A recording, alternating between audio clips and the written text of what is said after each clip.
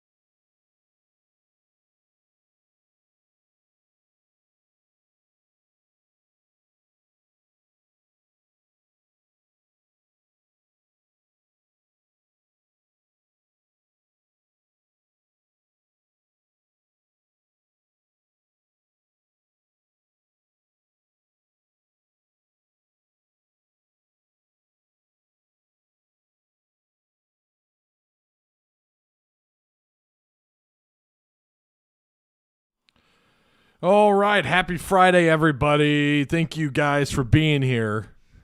Let's do this. Tres, dos, uno. Yo. What's going on, Arkansas Razorback fans? SEC fans everywhere. Welcome to the one and only Pig Trail Network. I am Ty Hudson. Hope you guys have had so far, a great week. Did you see Arizona get beat last night? No more undefeated teams left.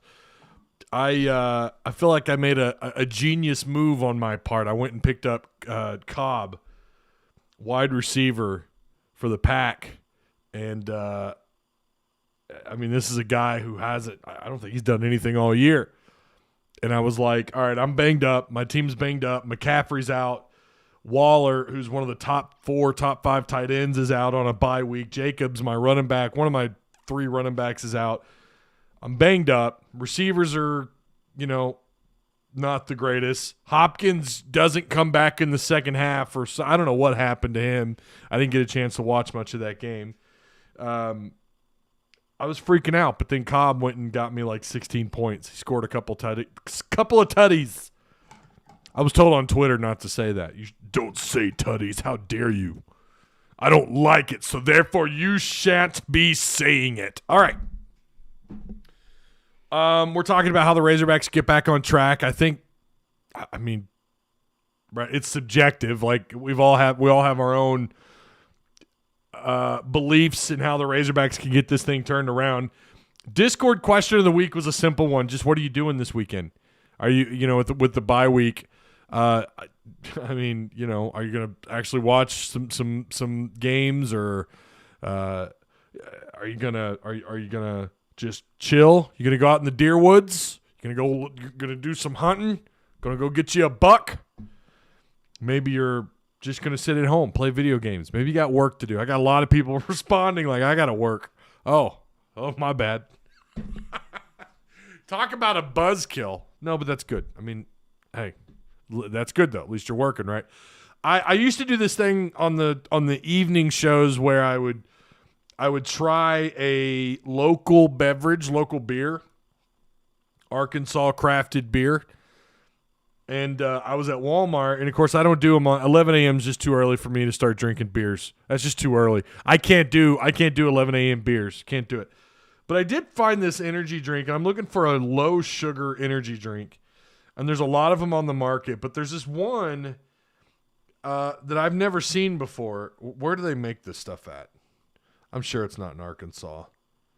I was trying to look while I was at Walmart, but I had to hurry. Oh, it's made in Utah. Okay. American Fork, number 102, American Fork, Utah, 84003. All right, this stuff is called Bucked Up Energy.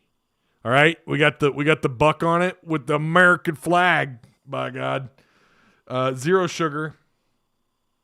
I guess the company is Das Labs. That sounds foreign. Sounds like it's made like in not somewhere like Norwegian or Das Labs. Oh, gets a sippy sip. Let's try it. Let's do it. I've opened it. I haven't actually drank it yet. I opened it. I cracked it open right before I hit the live button, and I have not taken a sip. So let's go. As you can see, if you can hear that. Okay.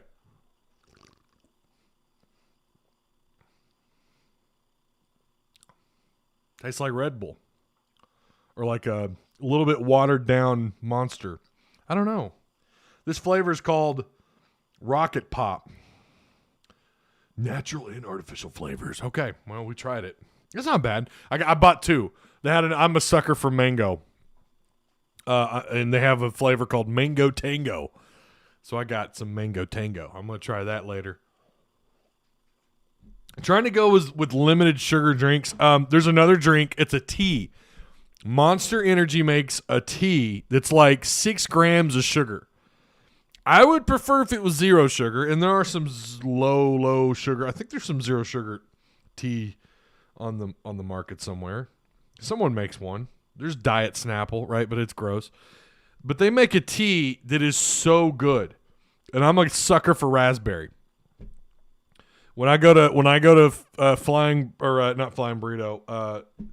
When I go to, oh my gosh, Firehouse Subs, you can mix. They have that drink station with the the automated. You could pick all of the different beverages and whatever. I do raspberry Coke because it's so good. But I'm trying to get off the sugar. I'm trying to stop drinking as much or eating as much sugar. Okay, yeah, what a time of year to do it too. Halloween, and then we got Thanksgiving and Christmas. How does Arkansas get back on track? We're going to get into that. I also wanted to experiment with something. Someone had DM'd me I think they must have caught one of my other shows where I talked about EA's Electronic Arts. They used to make one of the greatest football franchise. Well, it was the greatest football franchise in all of football franchises, including Madden. they made a game called NCAA football, which, by the way, it's coming back. We don't know when, but it's not going to be called NCAA anymore. But this individual had DM'd me and said, Ty, I want to know your top 3 players and what you would rate them on if NCAA 22 had come out at the beginning of the year. I'm going to go a step further. I'm going to do the top 5 players on each side of the ball.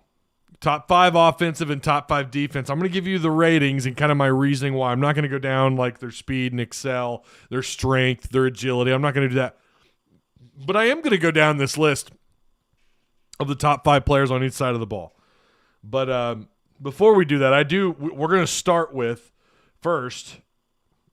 We got to give shout outs to the sponsors.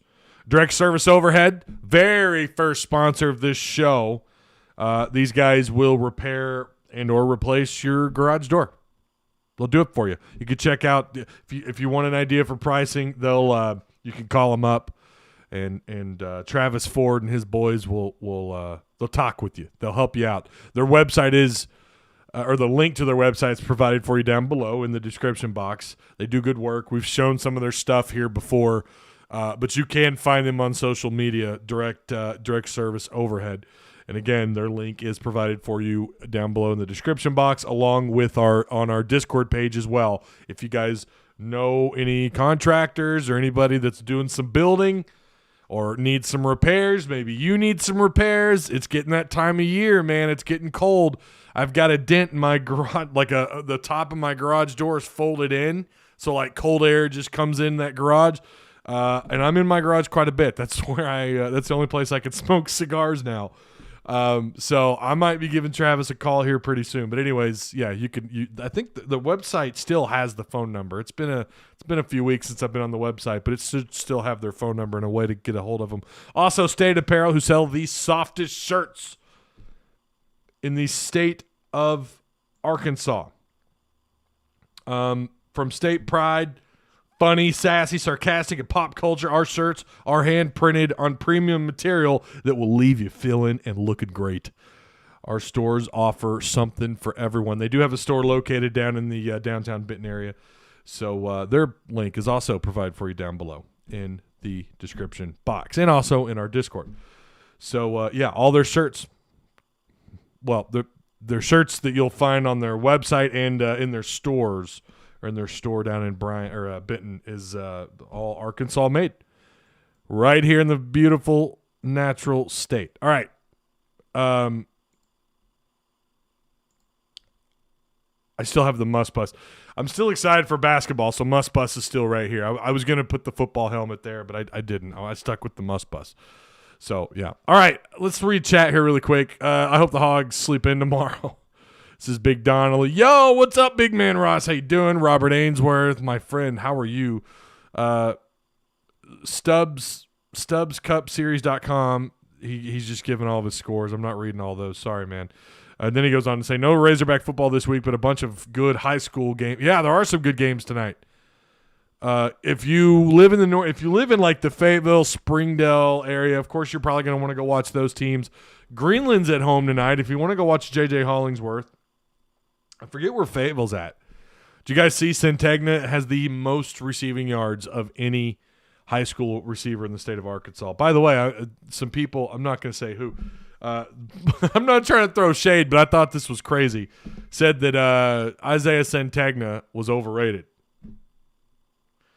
I've heard some doozies. Some of these same people also said Cheyenne O'Grady was a guaranteed first-round pick, or thought that he was, had he not gotten in trouble, would have been a first-round pick. Brother, there ain't no way that was happening. His NFL, and this was after his combine, by the way. His NFL combine, he was bottom 3 in every category that tight ends participated in. He was a great receiver. I always thought Cheyenne O'Grady's catch radius was unreal. I mean, that guy could catch balls behind his back. He had great catch radius.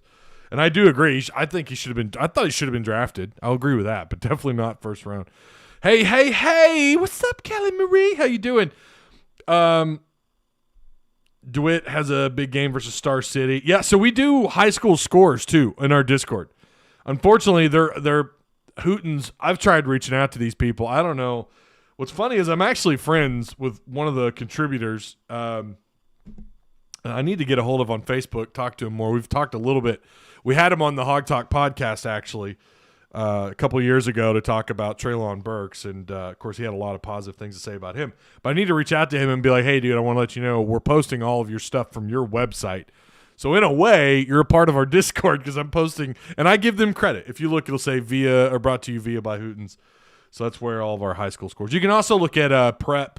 Is it prep.com? Prep something. I don't know.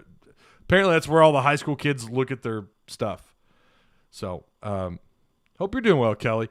I'm late. Hope I didn't miss much. We're getting into it, Hatcher, Mr. Edward Hatcher. We'll get to see how they do tomorrow versus North Texas. Oh, you're talking basketball now. Okay, yeah. That is they've got North Texas in an exhibition game.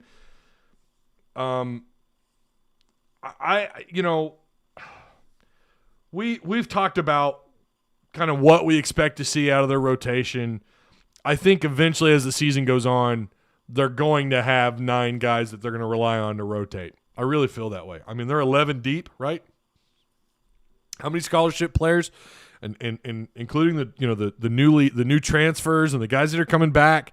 You got to wonder, what's KK's role? What do they do with the point guard spot? How do they feel about their bigs underneath? They're going to play. It looks like they're going to play a little bit smaller compared to last year. So, yeah, boy, North Texas is going to be, I think, a bigger push. I think it's going to be a better team, better quality of opponent, obviously, right? I mean, I don't think what happened – it could be close, but I think Arkansas wins. I think they win. And I don't think we call into question after this game. I think we're going to see some – I think we see them respond really well. It's so – you saw them. They posted pictures the day after that – or was it 2 days after the close win? He had them in body weights with bricks – holding their to get their hands up for defense. I love that. Gravity training or weight training, whatever you want to call it. He was on them, and he talked about how quickly they were fatigued, how tired they were, and how quickly they were tired. That ain't gonna happen again. I don't think. I really think that game it was kind of like breaking in a horse, and maybe North Texas is close. I don't know, but I feel like Coach Muss is gonna have them prepared. I just don't think it's going to be the same thing. I hope not. If it is, and your season starts, and we're not far away from game 1. You might be a little bit concerned. And we're going to get to next week. I'm going to tell you my prediction, whether or not I think they go tournament. Of course, this North Texas game is probably going to tell us more, but we'll discuss it. We'll get there. We'll cross that bridge when we come to it. But not a good way to start. I don't think you hit the panic button yet, but there's a lot of questions about what on earth we just saw, right? North Texas is fixing to pay for our struggles last week. I think that's probably going to be the case. I think Arkansas takes it out on them. When have you ever seen Muss not respond? Even if they turn around and lost the game, they still fought their asses off, right? Radio for tomorrow's exhibition, Phil Elson will be calling the game. That is correct. I don't think they were able to get anyone to stream it. Of course, we know Pinto won't probably be allowed back in the building. I don't know. When the rotation gets comfortable together, Arkansas will be tough to beat. They're so deep. I am a little bit concerned about their overall team size. You feel like they lost a little bit of that, but they're still, they got a couple of guards that are tall for their position and lengthy. Jalen Williams, I feel like there's going to be a lot asked of him for a very long period of time this year. Last year, he kind of came and went, right? And Connor Vanover was leaned on more than he would eventually, towards the end of the year. His participation, his times on the floor, his minutes on the floor decreased, and then you got into postseason play. Where does he stand in all this? Is he an X factor? Most people would say no, but there was a few games last year in conference play where he was knocking down a couple of threes, getting 9, 10 rebounds, stretching the floor out a bit, doing what he does, and allowing those lanes to open up, and giving those guys some cushion to play with underneath. If he chose to put Justin Smith or Jalen, whatever he wanted to do underneath, it opened things up for those guys a little bit. Now, I probably agree that Connor. I don't know how much of a role he's going to have. But, and I had this conversation with someone not long ago who thought Connor's potential NFL or NBA, and I thought, well, all right, hold on. Let's pump the brakes on that. I do think Connor could participate and get some quality minutes. That's what it's all about this year with Connor. It's going to be quality minutes. But Jalen, there's going to be a lot asked of Jalen Williams, I feel like, this year. SEC cross country swept SEC tournament. So we are up to 3 conference titles this school year. Wow. Yeah, I agree, though, Mike, about the rotation once they get it settled in. Okay, let's talk about why Arkansas is 1-3 in conference play and how do they get better? How do they improve? So I go back to – hang on, let me get a sippy sip. By the way, for those of you who are just getting here, I'm drinking – and they are not a sponsor, but you guys know I used to do the beer on the PM shows. I'd crack open a local beer and try it on screen for you here. This is a Bucked Up Energy, not a beer, not an alcoholic beverage, but I'm getting the sippy sips. It's not bad. It's like, room temp, probably I'd give it a C-, but I bet really cold, it's really tasty. But I'm that way with everything. I don't like beer to get room temp. I like it to be freaking cold. That's how I am with my drinks, my beverages. Like if my water gets room temp, I won't drink it. That's a true story. All right. 1-3 in conference play. Not exactly how I don't think anyone thought Arkansas would be in this situation, given how they started against Texas and Texas A&M. Again, you go back to the A&M game, there's no doubt in my mind, KJ is healthy that whole game. You probably score a couple more. You get a couple more sixers on the board. I think you're 30-plus points at that point with KJ. Of course, he had to come in and close the thing out. They couldn't stop him. They knew what he was going to do. He's banged up. He's basically working with one good leg, and he's able to finish a drive and put A&M out of it. Think about that guy healthy and what he had done. I know how that first half ended. I know they had to punt, but we have seen Arkansas respond in the second half this year pretty good. On either side of the ball, mostly offense. You go back to Georgia in the second half, that Georgia game, Arkansas's defense kind of showed up. You look at how well they play. Well, I mean, I know it's UAPB, but still the second half, second-team defense gave up a field goal. That was it, So you can go further back. You can go back to the A&M or Texas, even though Texas started to put up most of their points in the late third and the early fourth. A lot of that had more to do with the fact that they were rotating guys out and playing a lot more prevent, and it was still hard for A&M to get into the end zone. A&M, who just beat Bama not long ago, who's currently sitting at 6-2 overall. Did not think that Ole Miss at this point would be 6-1. Didn't think Alabama would be 7-1. I thought Alabama would be undefeated.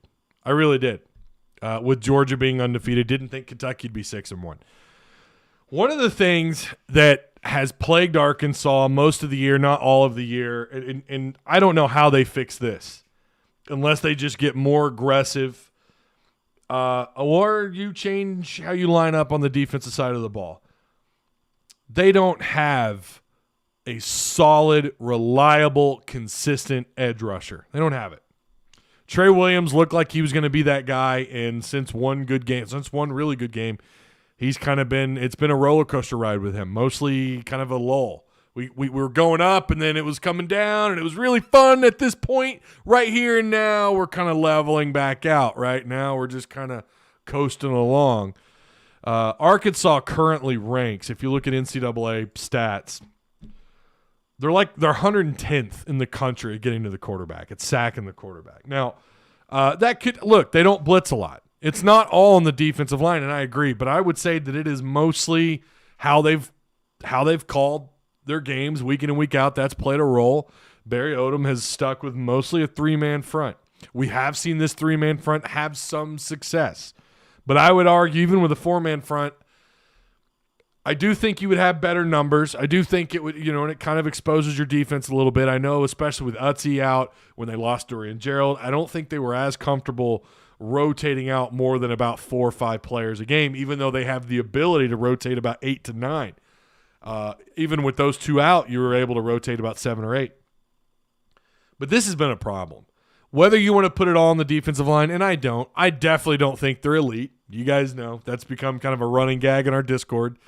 thanks to a certain, we've now tagged this individual as Mr. Elite Defensive Line. I don't even know. I forgot the guy's name. I screen capped his comment, and I haven't looked at it in a week or two, but there's no doubt the defensive line has not been a strength. Now, what we have seen them do when they do run a four-man front, we saw how much more effective they were against the run. That ought to be pretty obvious. But they still were not able to apply consistent pressure. It's disappointing. I don't know where they rank in tackles for loss. That's actually, I'm sure someone will find a way to look that up, and if you do, let me know. Ding me on wherever, social media, or if you're in our Discord. But I'm sure they're probably maybe middle of the pack in tackles for loss, simply because of guys like Hayden Henry and Bumper Pool. They seem to be pretty good at getting into the backfield and making plays. But where would they be in quarterback hurries combined with sacks, or just that stat alone? It wouldn't shock me if they were like 12th or 13th, just sitting in front of Vanderbilt. Right now, Arkansas is the 13th overall defense when it comes to in the SEC when it comes to sacking the quarterback. So I'm assuming their quarterback hurries just by watching them, just by watching the eye test. They've got the opposing quarterbacks have all the time in the world to sit back and I don't know, put together a pulled pork sandwich, smother that bad boy in some barbecue sauce, right? Pickle maybe on the side with some baked beans and some potato chips. Boy, are y'all getting hungry yet? There's no pressure, even with a four-man front. And that is, in my opinion, a reflection of what's going on with why the secondary's been getting torched. Quarterbacks are given more time to go through their reads, to go through their to look to their check down targets, to go deep. It's given them more opportunities when there shouldn't be as many opportunities, right? They shouldn't have this kind of time to sit back and dissect a defense, and they do. They're not hurried. It doesn't matter. Maybe that's why they haven't rotated a four-man front, because Odom knows we still don't have it. Now, I don't know that there is much of a solution there, other than I think they ought to stick with a four-man front from this point on. Now, Mississippi State might be a little bit different. They throw the ball a lot, obviously, and maybe, I'm not going to have a problem if they go with a three-man, but maybe they should think about using a four-man. Going to that 4-2-5 we heard so much about. Going with that base nickel defense. Dropping people back in coverage. And just bringing a fourth. They need to figure it out. Blitz more. I don't know. More blindside blitzes. They don't blitz. They're not a super aggressive defense, which is also something that Mizzou fans, they said that when he got here, he's going to blitz a lot. He's going to get torched. He's not done that since being at Arkansas. Last year it was kind of the same thing. Now they can at periods of time. You'll see them You'll see Brooks sneak up, or they would bring Cattle on from time to time. Maybe we'll see them do that with Slusher, but they're not aggressive enough. But they don't have a problem dropping everyone back in coverage. They don't mind dropping 7 or 8 guys every snap. I think that's it. It worked for a period of time, but I just don't think I don't know that it's the answer. I don't know that you can continue to do that, and I think they ought to flirt more with a multiple front, or at least a base nickel defense. And obviously, Odom, and that's something else. Odom, I can remember listening. I think it was Paul Feinbaum. He had someone call in that was talking about Odom and what he could do on defense. This was back when Arkansas hired him. And they said that he works with what he has and what he's going up against. We've not really seen that. Definitely haven't seen that this year. It's been a lot of three-man fronts until the Auburn game. And then Auburn, they were like, yeah, all right, we're going to go four-man front. Look how effective it was against the run.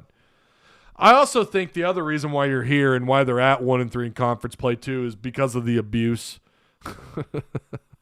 I mean, say what you want about Texas, but playing Texas, playing A&M, playing Georgia, turn around, playing Ole Miss and Auburn, that is a tough stretch of football.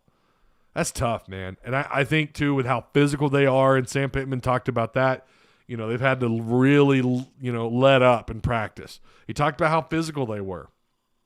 And that's what he wants his teams to be. He wants them to reflect him and what he was as an offensive line coach. There's no doubt he likes big, physical, aggressive offensive linemen who play smart, hopefully.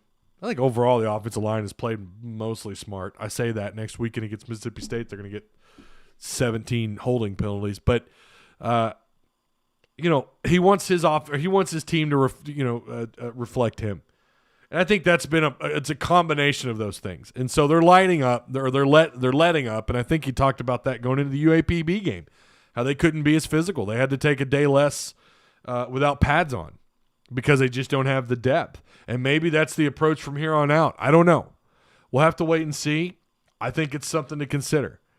So already I'm giving you, I think they ought to rotate their front more. They ought to be more aggressive on rotating and going with multiple fronts on the defensive line or your front 6 or 7, what you want to do with what personnel you have in the box. I would also like to see, and I hate to say this, Tim, watching 30,000 feet somewhere over the Gulf of Mexico coming home from Ecuador, it won't let me comment on the video, so I'm doing it here. That's awesome, man. I hope you're being safe down there, Tim. Tim, who's in South America. And then apparently I left my coffee mug at my dad's house. That's the other text message I got apparently while I'm streaming. He also can't comment because he forgot his YouTube password. Shocker. I'm shocked. Bob Hudson, Arky56. I'm shocked, I tell you. I forget my coffee mug. You forget your passwords to everything. So, again, while you're here, while you're 1-3, we talked about it. You're not getting to the quarterback consistently enough. You're not taking the pressure off your secondary. And maybe a way you can fix that'll help not show the exposure, especially on deep routes and without cattle on. Maybe you supplement. Maybe you apply as much pressure as you can. Maybe get more aggressive on defense. It doesn't have to be out of the 4-man front. You can dial up blitz packages from your safeties and corners, whatever. Maybe that's the secret. Maybe that's what we see coming out of the bye week. I certainly hope so. I want to see them get more aggressive. I want to see more multiple fronts by the defense. Let me get back to the comment section here really quick. Do me a favor, guys. Make sure you share the content. Like. Tap the like button. Tap the like button. Come on, Ty. What'd I say? What'd I do, Brian?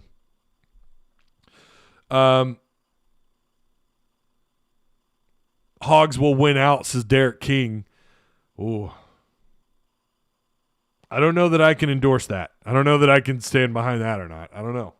Bama, it's not the same old Bama, but Arkansas having their own issues right now. They're getting beat up. They're getting beat deep anyway. Might as well bring a little heat. Slusher has been beat back-to-back weeks, and I've talked about that, and I think something that they can correct is keep him at safety from here on out. Don't move him around. He's been moved, and he's been banged up. Stay away from refried beans and the water. Oh, talking about Tim. So he's having to text into the show. He's 30,000 feet somewhere above the over the Gulf of Mexico. I wonder what that looks like right now. It's nasty up here in the NWA, I'll tell you that. It's frustrating as hell watching the lack of pressure. It's bad. It's bad, and it's crazy to think if Arkansas – I don't know if Barry Odom really thought – I'm assuming not. I'm assuming Barry Odom wasn't thinking that, you know what, we could stick with a 3-man front and get consistent pressure every week. That's what we're going to do.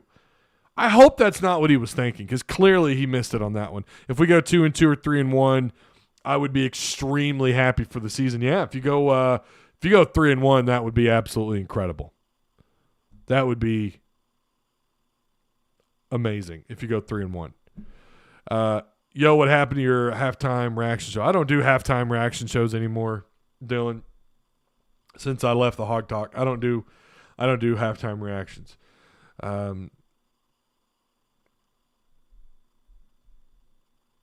It's crazy how much different this defense has been since the Georgia game. I think that's another reason why you're here too, is because Georgia was able to split you open. They're able to. I think what they did was they exposed you in some areas on offense and defense. If we make a bowl game, we are right where we need to be. Look, 6-6 to me, it's improvement. There's no doubt about that. It's improvement, right? That's the direction. That's taking the right step in the right direction. It may not be the big step that you want.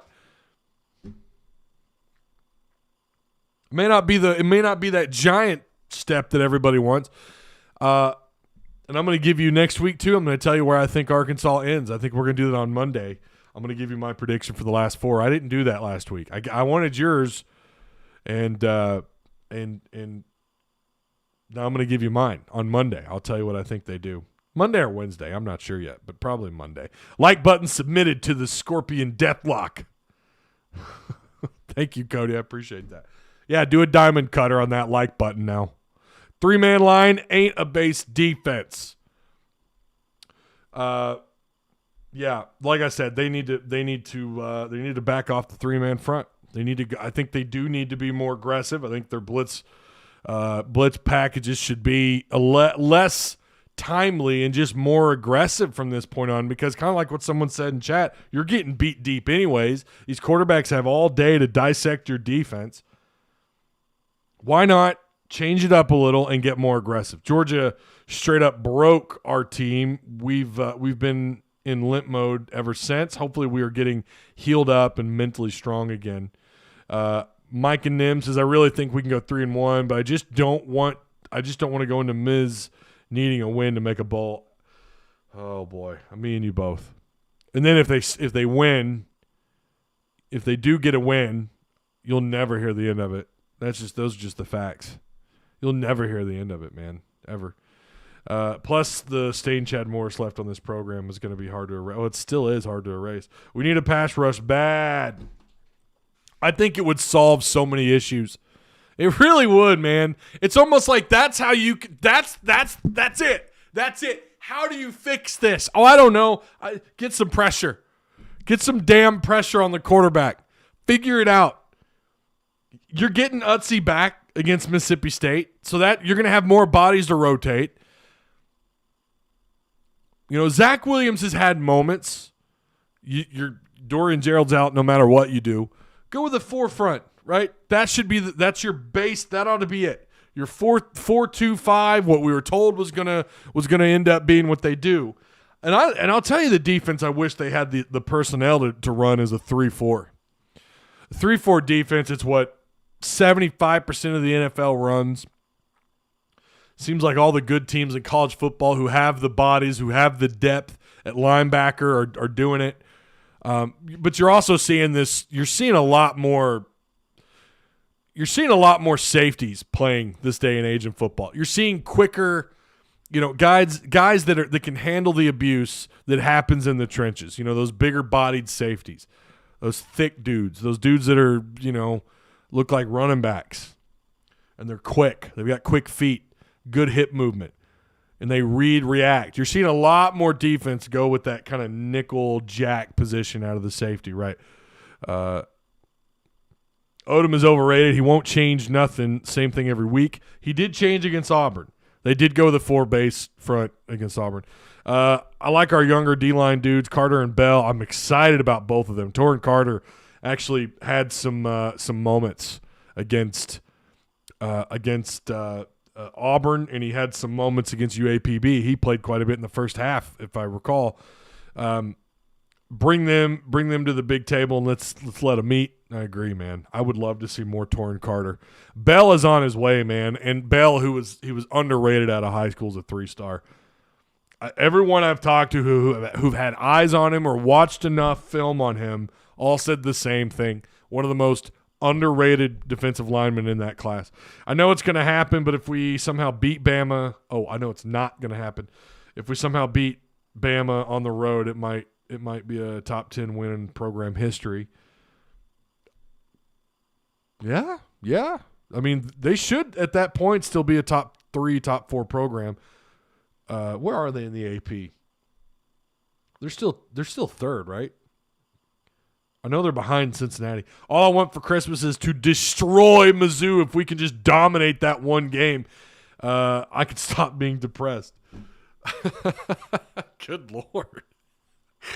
You know what I did? I went out and I bought a Keurig, and that helped.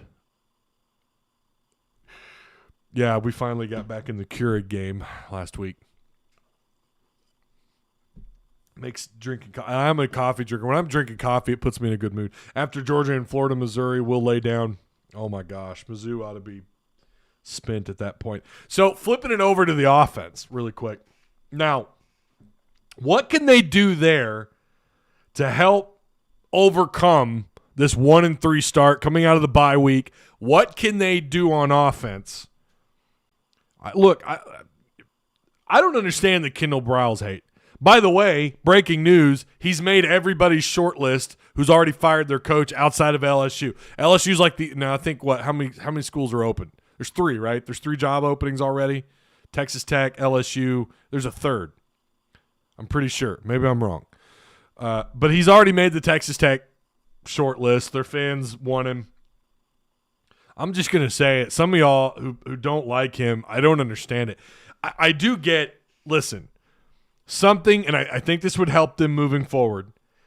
And I mentioned this to a friend of mine who also has a YouTube channel, Quarterback Spotlight, Steven. I talked with him about this. Situational awareness.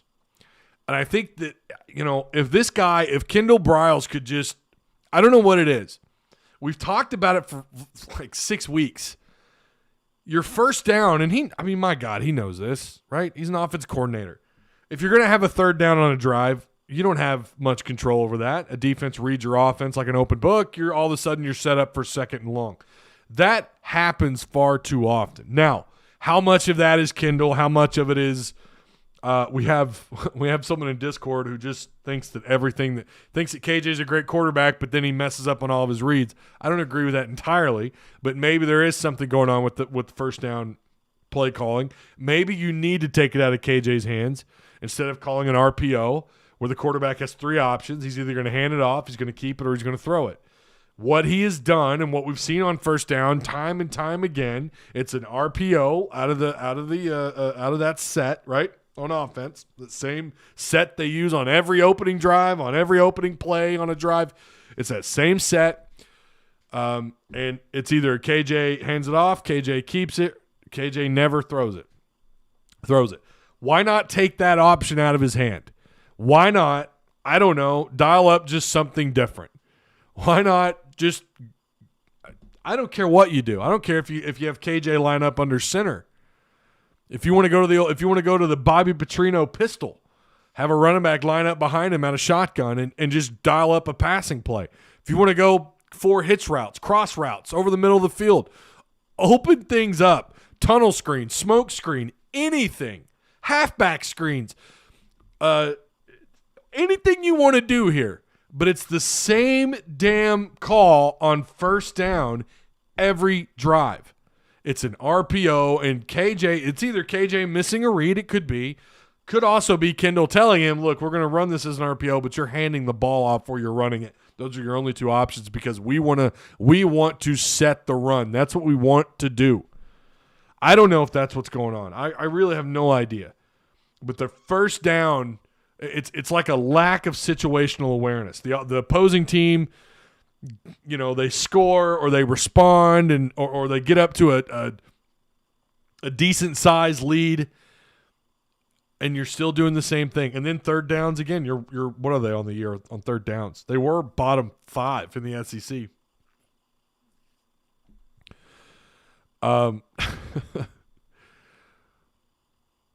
We need to understand we just don't have the horses.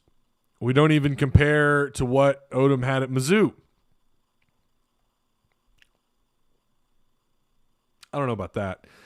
We just have to recruit our way out. I'm not finished with Odom and think he can do it. If you're talking about what he had on on the defense, I agree. He had some. He's pretty deep at Mizzou when he was a head coach on defense.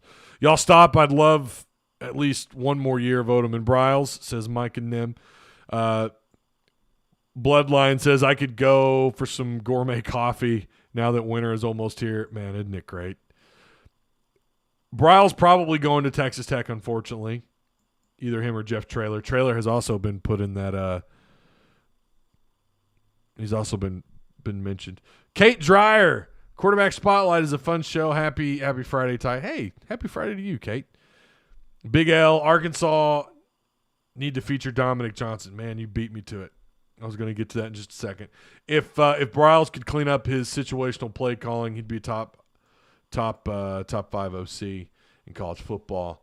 Bryles' only problem is that he has a Bryles' only problem is that he has a gunslinger and like to gamble during have situations. We have the backfield to throw out some wild hog, right? Get a little go the wildcat formation. Wild hog, as they called it. Darren McFadden lined up at quarterback. Odom and Bryles taught our players the right way to play football and need them for one more year. So, about Dominic Johnson, that was the next thing I was going to go to. So, getting more aware of what you're doing as a play caller on first down. If you're setting up your third downs, we need more third and manageable. Now, third and manageable means different things to different offenses. For Arkansas, third and manageable is like 3rd and 2. And typically, if KJ keeps it, you're going to pick up a first down. Raheem Sanders keeps it, you're going to pick up a first down. Dominic Johnson keeps it, you're going to go 15 yards down the field. He's going to go 15 yards down the field. If Traylon Smith gets the ball, you're going to be lucky to get back to the line of scrimmage. Your first downs set up your third downs. And third and manageable to Arkansas is anything about 3rd and 2 and under. That's third and manageable for them. They're one of the worst third down offenses. That's an area they've just got to improve in on offense. Now, Dominic Johnson needs more production. He gets those by more carries. No more of this 4 or 5 carries a game nonsense. As the game carries on, we see less and less of him. I want to see him, Raheem Sanders, and I do want to see more A.J. Green. I think A.J. Green, between him and Malik Hornsby, are probably the 2 fastest players.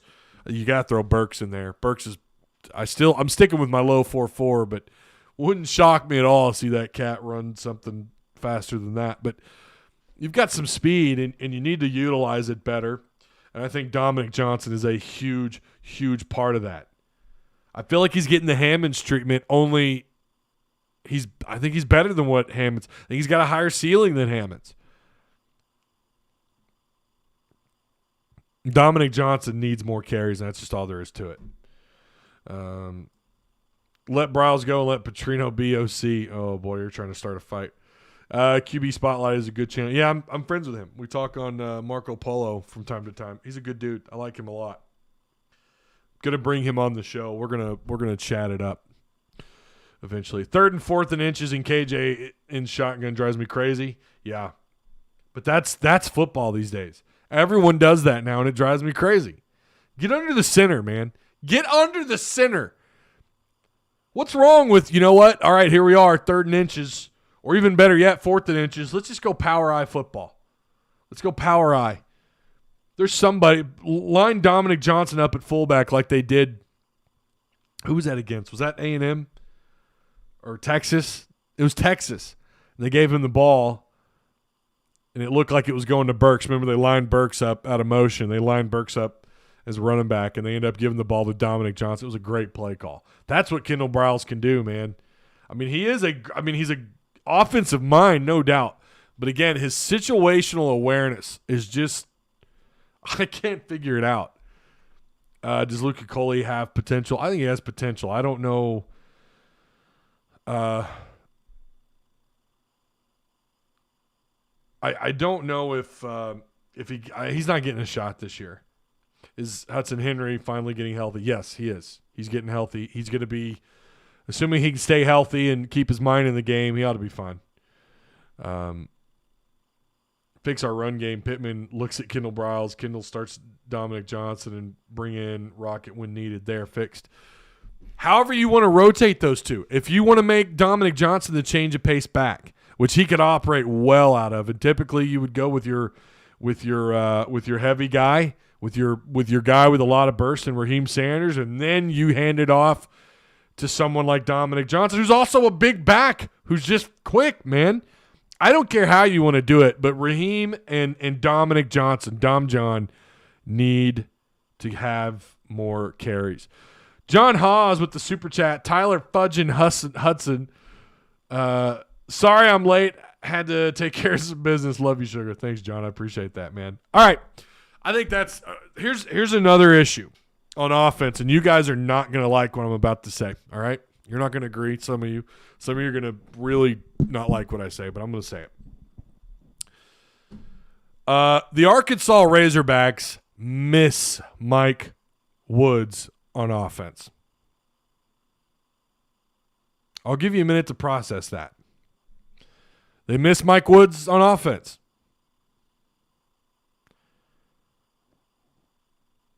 They do. Say what you want about what he's doing at Oklahoma. By the way, he is their second leading receiver at Oklahoma. Has come a long way in their offense, and you got to remember this is year one for him over there. New offense, new scheme, and he's their number 2 receiver. Take a look at Arkansas. Before anybody, no, don't care about him, blah, blah, blah. Let's not sit here and act like that hasn't had an impact on this offense. Treylon Burks has 42 catches, the most receiving yards in the SEC, by the way, at 717, 7 touchdowns. He's averaging 17 yards per reception. Anyone want to guess without looking what your second leading receiver has done in this offense? Where they're at in receptions? Anybody want to guess? Don't Google it. Just guess. I asked a couple of people this yesterday, and they said, oh, well, it's got to be Warren Thompson, like 25, 27 catches. No. Tyson Morris, 14 catches, 236 yards, 2 touchdowns. Now, Morris has had moments. It was like a 20-yard comeback route, like a 20-yard, what would be like a stretched-out hitch route. Hitch is usually like 11 yards, and then you step back, right, or a comeback route. He's done that a couple of times. Warren Thompson had that 60-yarder for a touchdown, one of his 2 scores.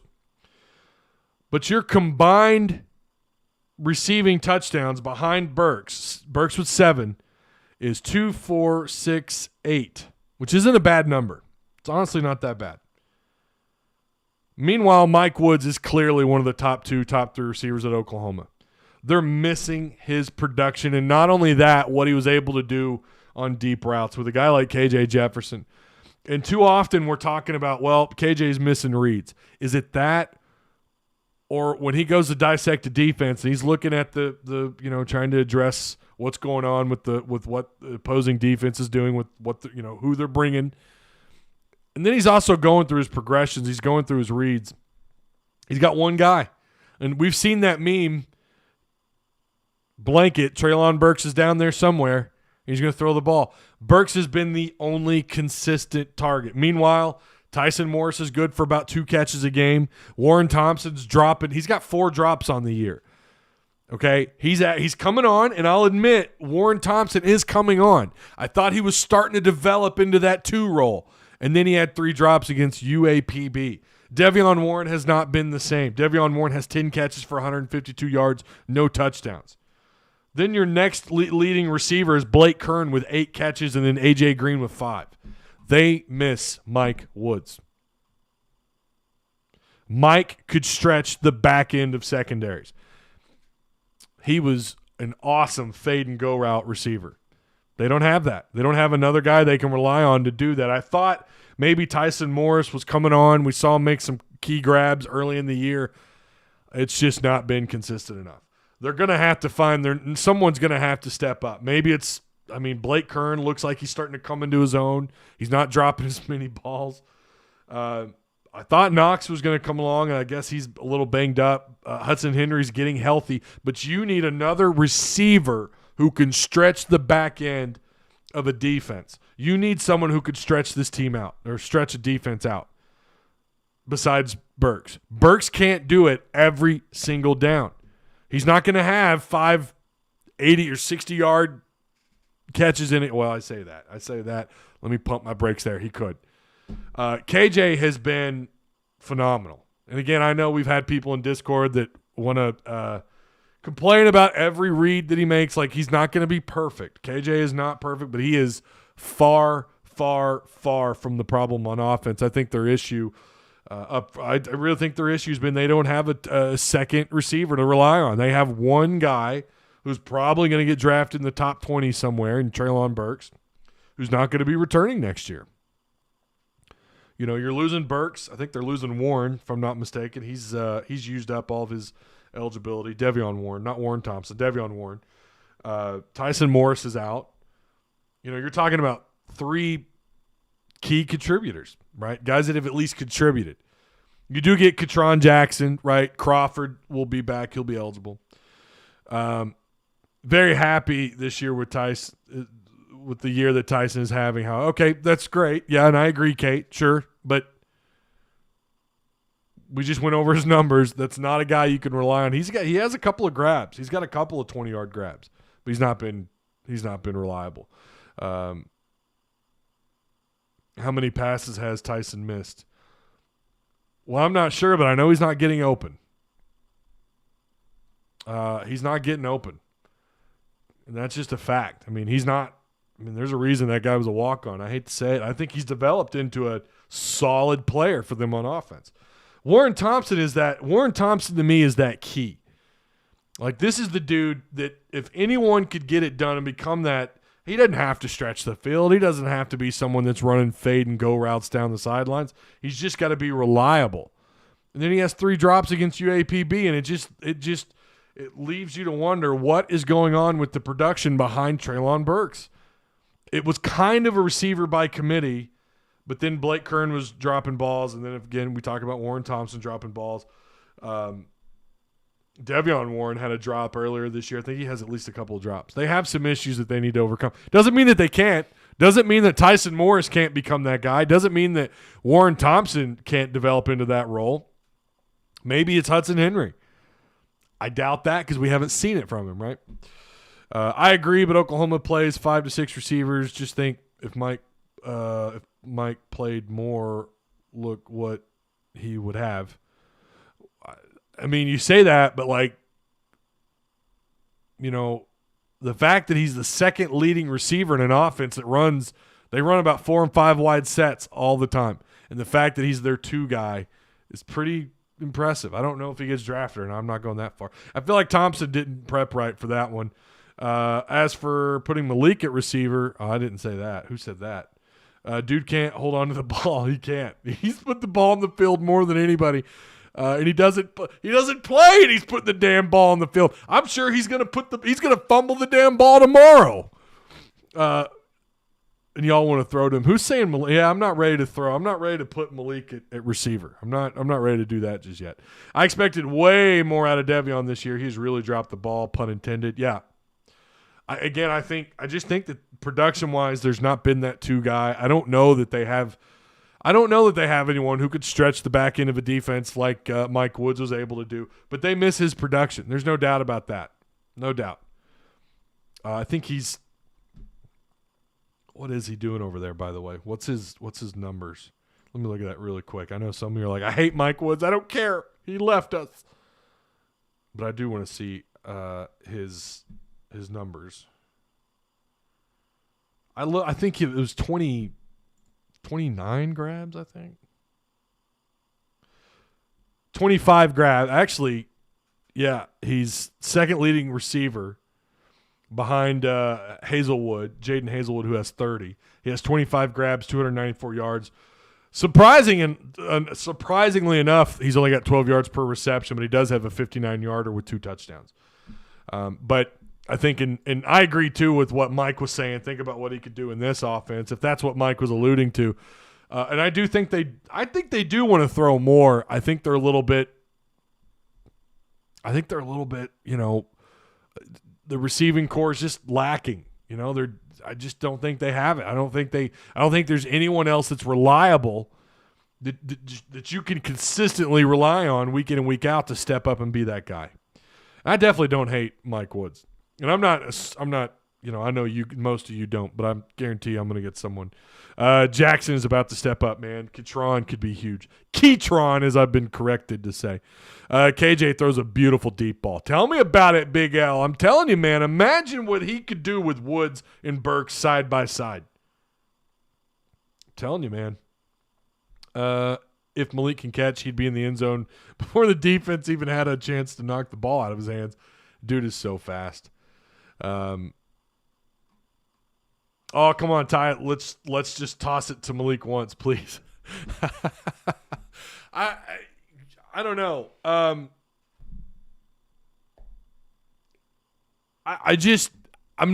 want to develop him at quarterback. I don't have a problem if for one play we just see how it goes.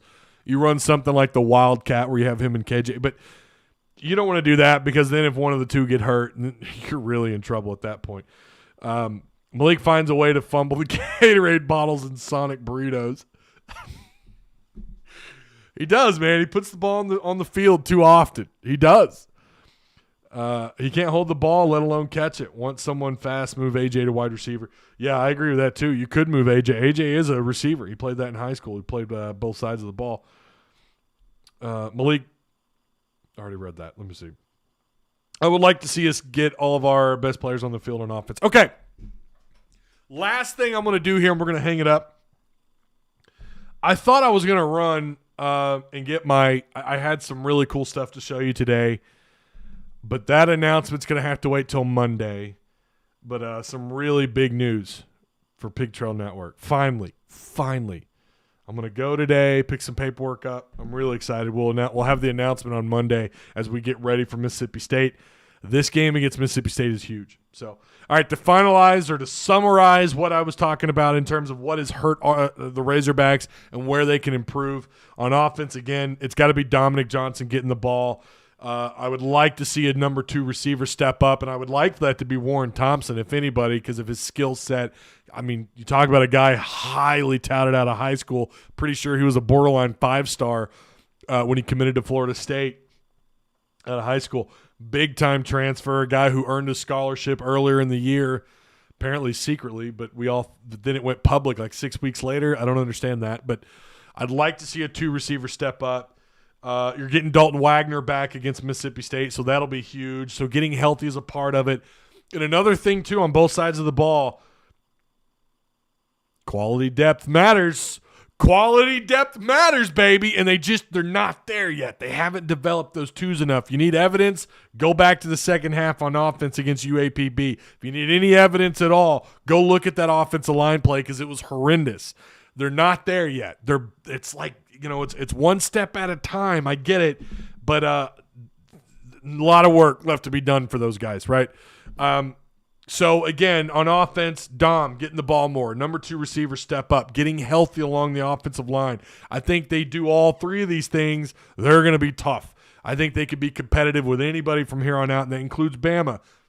I would probably still favor Bama by, 17, 20 points right now, but maybe more if they don't respond and get some of these things corrected on offense. On defense, they're going to have to switch with a multiple front. We're going to have to get different looks, maybe be a little bit more aggressive. More aggressive blitz packages, switch to a 4-man base front, or if you're going to run the 3-2, hell, I don't know. You better be more aggressive in how you blitz and where you're coming from on that. Got to get healthy right there too. I mean, you're getting Utsy back from Mississippi State, so yeah, I feel like all these things they're capable of doing. I think Odom knows what's going on. They need to lick their wounds. This bye week was huge. It's not a cure-all.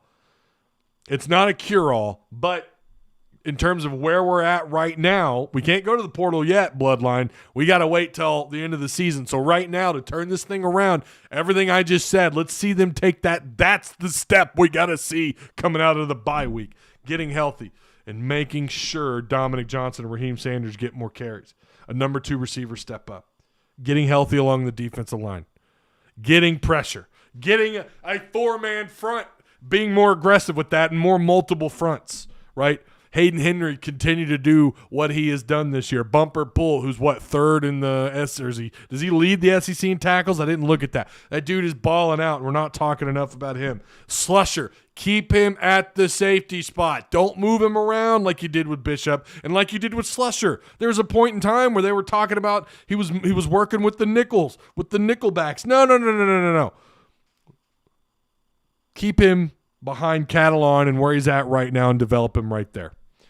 And that's moving forward for the future. All right, final thing I'm going to do. Someone asked me they wanted my top player on offense and defense if EA football was still a thing, right? We're going to start with the defense. I'm going top 5. All right, you ready for this? If NCAA 22 came out, this is what I would do every year.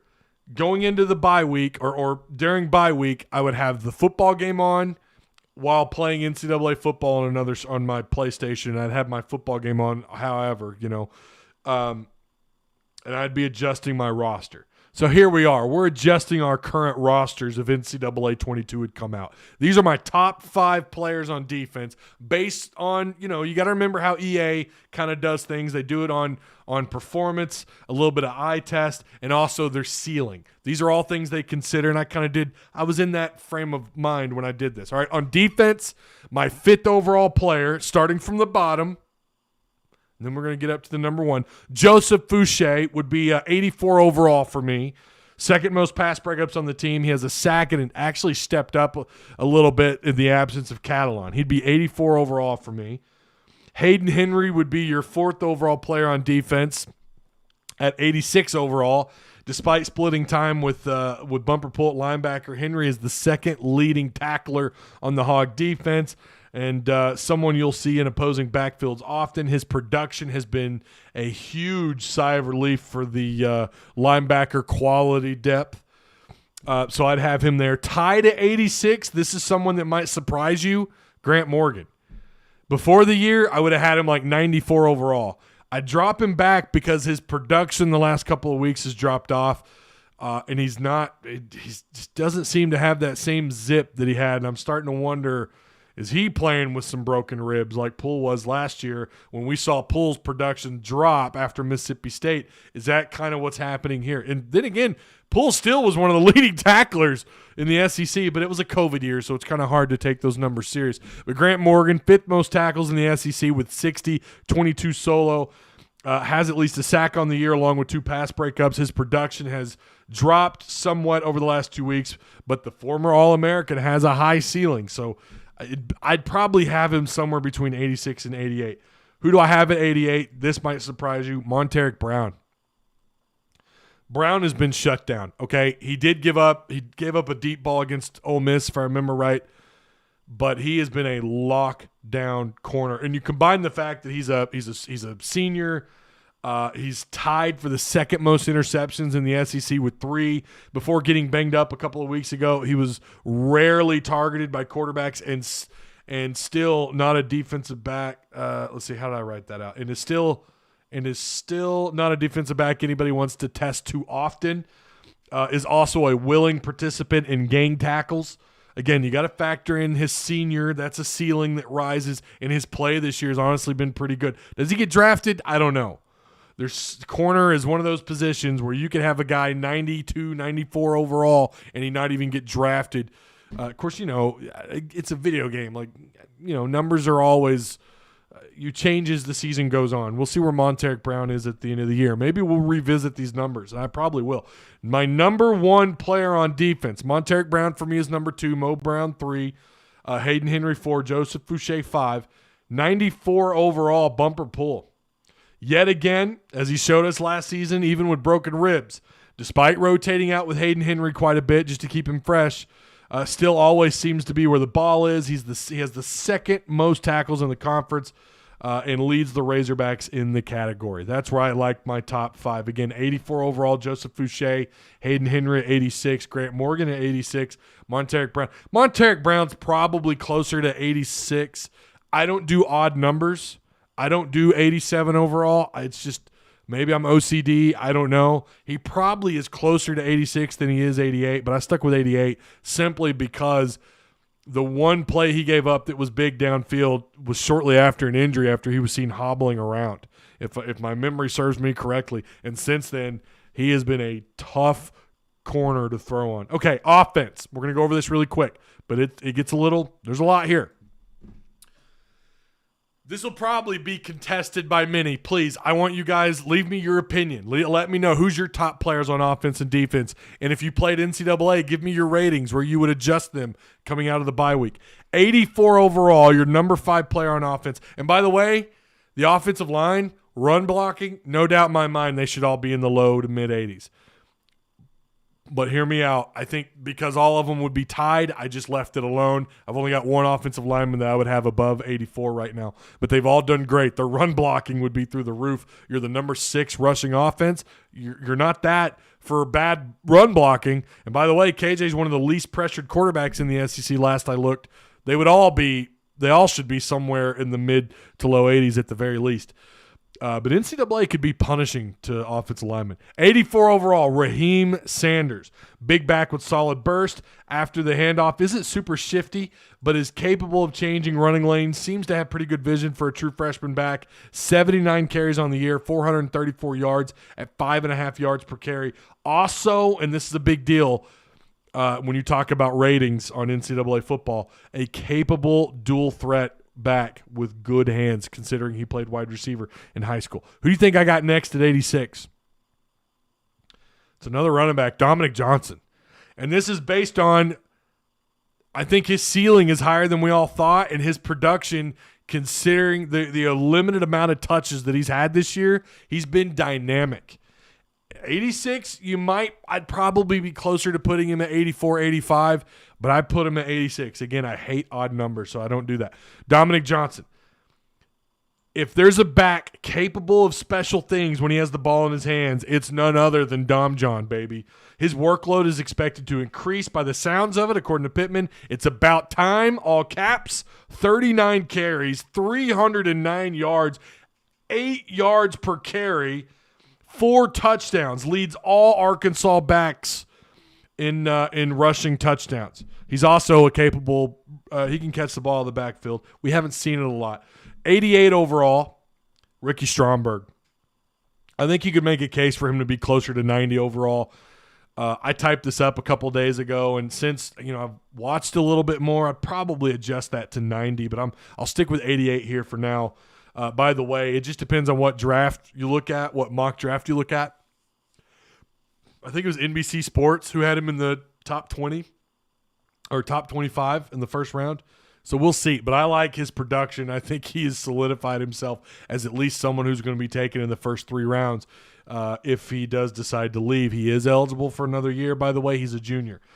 There isn't any doubt who the most talented of the offensive line bunch is today as it stands, and that's Ricky. Rarely gets out-hustled and overpowered. Has improved much as a complete blocker this year. NBC Sports has Ricky as a potential first-rounder, whereas Mel Kiper doesn't have him on his short list of centers at all, or at least in his top 10 last I saw. I think at the moment he's somewhere in between.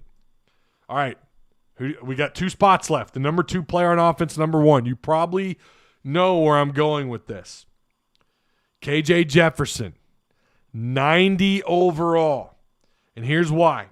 This offense wouldn't be near as productive without KJ, one of only 6 FBS quarterbacks to have at least 400 yards rushing and 1,600 yards passing. Now, that was going into the UAPB game. I'm not sure about coming out. Or no. He was the only at the time, I think, with 1,400, I think it was. But now he's got 1,600. His size mixed with his surprising speed, also mixed with the type of runner he is after with the ball in his hands, and with his arm strength, it makes him one of the most dangerous dual threat RPO quarterbacks in the SEC. His touchdown interception ratio is also impressive. 20 total touchdowns to 3 interceptions. I want to say it's 2 fumbles. 15 passing, 5 rushing. We still have 4 games to go. There's an argument that 90 might be too low. Some would probably argue that it's too high, but I feel like it's really close. My number 1 overall player, Hudson Clark. Hudson Clark, everybody. He switched over to offense, and he's the number 1 player. I'm kidding. I'm just seeing if you're sticking with me here. 96 overall, Treylon Burks. There could be an argument here where this guy should be rated higher, but his drops early in the year concern you a little bit. He got off to a little bit of a slow start. I would have had him 96 coming into the year. I don't know that I would change that, right?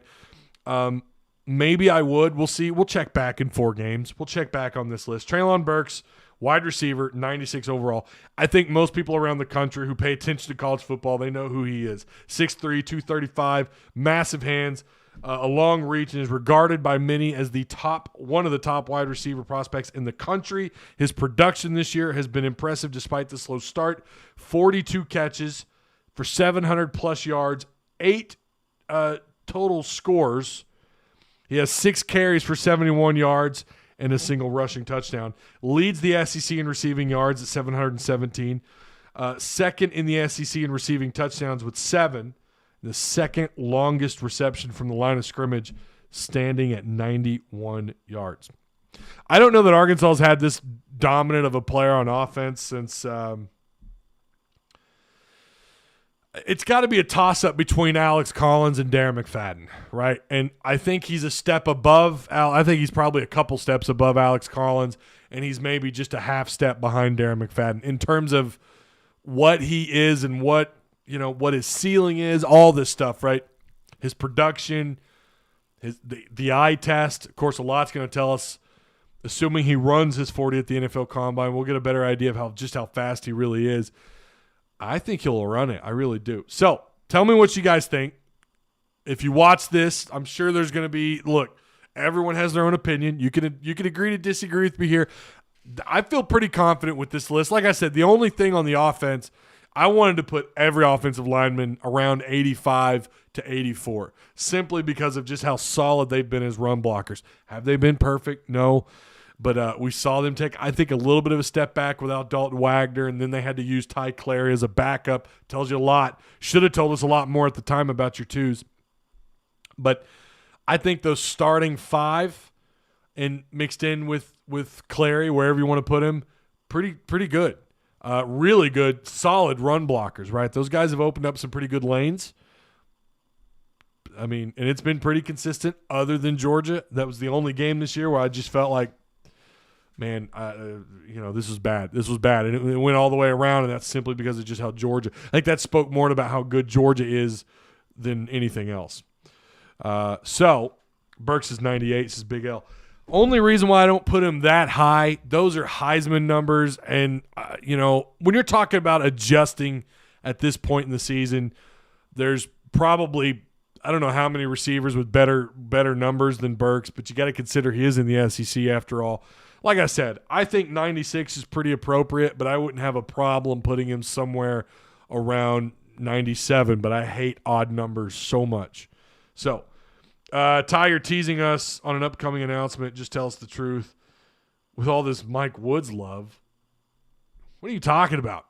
Mike Woods love. I'm just calling it like it is, man. They're missing Mike Woods. That's all there is to it.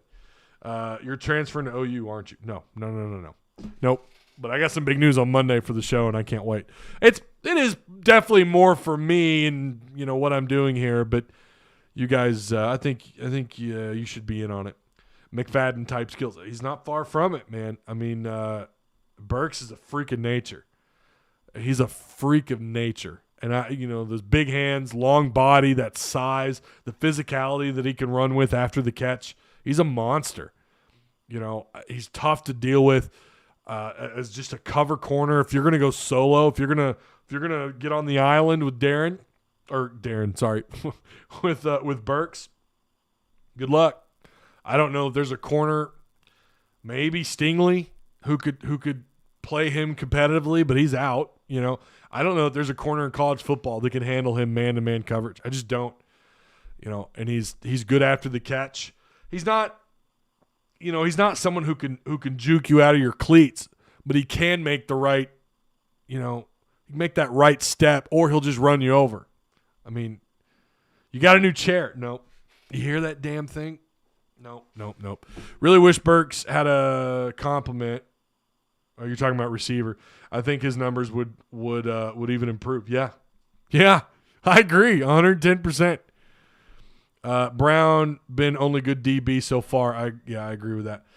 Before the season, Sam said Rocket would play both positions, but he's only played at running back. We could see someone play.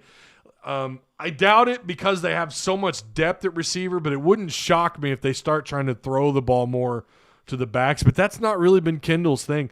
He doesn't do the West Coast thing. He doesn't really throw the ball to the backs a whole lot. You notice they don't draw up a lot of screens to running backs. They don't do that, and I wish they did. I really wish they did. But I agree about Burks needing another receiver there. Yeah, I agree. Henry has helped out this year. You talking about Hayden? Because if so, yeah, he's been huge. All right, we went way over. I think this is officially the longest show that we've done, and it's going into a bye week, so I'll take that. Shout out to Hawes for the super chat. You guys who've been here, remember to subscribe if you haven't already. Like the video. That would be huge. Outside of football, do you think the last true big man – who do you think the last big man was since Joe Klein? Just a curious question.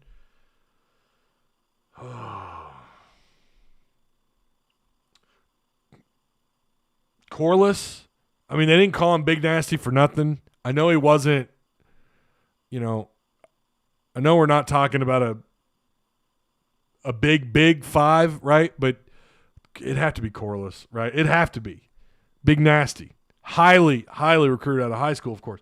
Ole Miss or Auburn this weekend? Oh, that's a good question. Yeah, big games this weekend. I don't even want to answer that because I don't know. I really don't. We're gonna end. Hold on. Let's do that really quick. Let's talk about these games this weekend really fast, and then we'll hang it up. Where are the loving you easy? No. Michigan State. That's gonna be a big one. Miami, Pittsburgh. Pittsburgh got to blow them out. Baylor, Texas is this weekend. Who was the Georgia, Florida, 2:30. Texas Tech at Oklahoma. Oklahoma probably by, Texas Tech will probably get some points on the board early. And then Oklahoma comes back and wins by 1. There was another game I wanted to look at, and I can't find it. Yeah, of course you have Ole Miss, Auburn, which is a big one. That's a big one. That Auburn crowd was loud for Arkansas. And Ole Miss's defense is so suspect. They do get you know why they're number 10, why they're reliable, why they're consistent. Their defense may give up yards, but they get to the quarterback. They hurry the quarterback, man. They're good. Their edge rush, their pass rush is legit. But I feel like I want to take Auburn. I really do. I forgot who I picked on Mark Rogers' show. I need to go back and look at that. I think I picked Auburn, the home team. Kentucky at Mississippi State. You're going to want to watch that if you want to get a preview of what we're about to deal with. Kansas, who gave Oklahoma a ball game. They're at Oklahoma State this weekend. And then Penn State at Ohio State. I'm taking Ohio State, no doubt there. Notre Dame, North Carolina. There's some good games this weekend. There really are.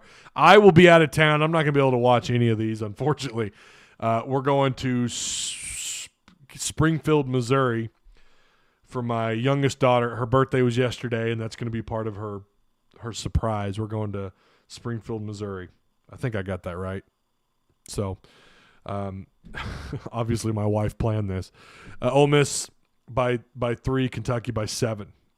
All right. Johnson and Sanders are my new favorite 2 backs. Green is great, but I like Sanders a little more. I think Green's problem is, number one, I've heard pass protect. He's got a lot of work. He's putting the ball in the field too much. And I think Raheem Sanders being here in the spring has paid dividends for him. And he's a good back. He's a good back. He may not be as fast as AJ. AJ's got that. Him and Dominic Johnson both have that big play ability. But I think he's still a little bit behind in the playbook to a degree. He's putting the ball in the field too much this year so far. And, I think Sanders being here in the spring was huge for him. And I tried telling everybody, I was telling my dad this. I've told you guys, getting here in the spring, being an early enrollee is such a big deal. Luckily, by the way, talk about needing linebackers. All 3 of your linebackers that are committed right now who are expected to sign, all midterm guys. They're all going to be here for the spring, so that is huge. Green is just a little too, green. Yeah, I think you're dead on. Okay, that's it. We're done. Remember, on your way out, make sure you like, subscribe, check out all the links. Shout out to Super Chat, Patreon supporters, and, of course, sponsors as well. I'll see you guys on Monday. Obviously, we can't do a post-game when there's nothing to talk about. I'm not doing a North Texas post-game, but we will talk about North Texas next week. We'll talk about that game. So, Close call with Nick Smith. We didn't. Yeah, we'll end on that. Nick Smith cleared. Nick Smith cleared. No thanks to the state of Arkansas. Woo Pig Suey. I'll see you guys next week.